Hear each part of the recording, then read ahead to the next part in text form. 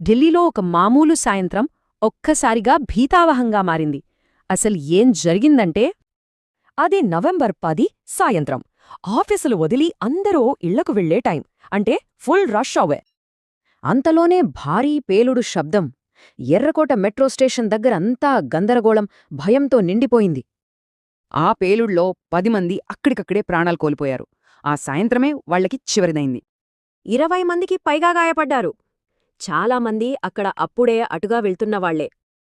సరే, ఇంతకీ ఈ దాడిని ఎలా చేశారు? ఆ వివరాలు ఒక్కసారి చూద్దాం. దాడికి వాడింది ఒక తెల్లటి హ్యుండాయ్ i20 కారు. ఆ నెమ్మదిగా వెళ్తున్న కారులోనే బాంబుంది. దాంట్లో అమ్మోనియం నైట్రేట్ ఫ్యూయల్ ఆయిల్ నింపారు.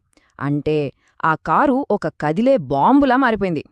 సీసీటీవీ ఫుటేజ్ చూస్తే ఒక షాకింగ్ విషయం తెలిసింది.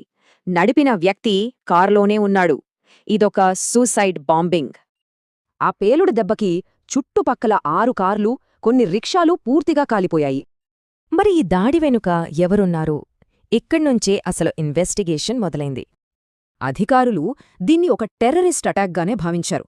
దీని వెనక పెద్ద కుట్ర ఉందని అనుమానించారు. ఇన్వెస్టిగేషన్లో మొదటి లీడ్ దొరికింది. ఆ కారు పుల్వామాకు చెందిన వ్యక్తిది. అతనికి టెర్రర్ లింక్స్ ఉన్నట్టు తేలింది.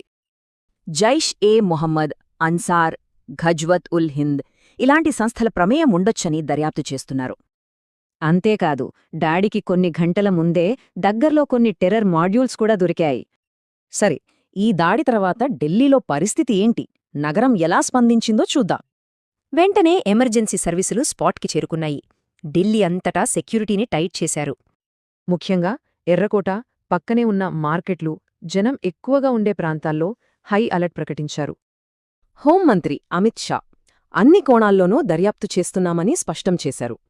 ఈ దాడి ఒక పెద్ద ప్రశ్నను లేవనెత్తింది. రాజధాని భద్రతకు అసలు అర్థమేంటి?